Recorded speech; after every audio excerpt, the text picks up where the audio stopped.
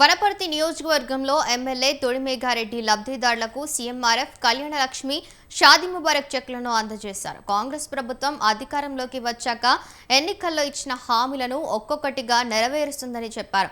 గత ప్రభుత్వం చేసిన అక్రమాలతో తెలంగాణ అప్పుల ఊబిలో కూరుకుపోయిందని విమర్శించారు.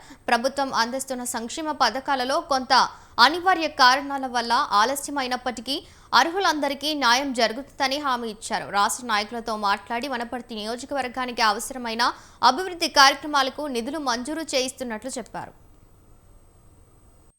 మన తెలంగాణ ప్రజలకు మనం అధికారం ఇచ్చినందుకు వాళ్ళకి ఏమేమి చేసినామనే దాని మీద మొత్తం ఉత్సవాలు చేస్తున్నాం. మనం సంవత్సరం ఉత్సవాలు చేసేసి రైతులకు ఏం చేసినాం చెప్తున్నాం, మహిళలకు ఏం చేస్తున్నాం చెప్తున్నాం, యువకులకు ఏం చేస్తున్నాం చెప్తున్నాం.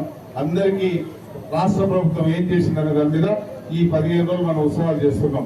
ఈ ఉత్సవాలు చేసి సంవత్సరం చాలా ఒక్క రోజు కూడా రేవంత్ రెడ్డి గారు అంతకు ముందున్న ముఖ్యమంత్రి ఫామ్ హౌస్ నుంచి బయటికి రాకుంటే, అక్కడ నుంచి సెక్రటరియట్ కూడా రాకుంటే, మంత్రులందరూ ఒక దగ్గర కూర్చొనియకుంటే, మన ముఖ్యమంత్రి దాదాపు సంవత్సరం అయింది. రోజు సెక్రటరియట్కి వస్తున్నాడు, రోజు పని చేస్తున్నాడు.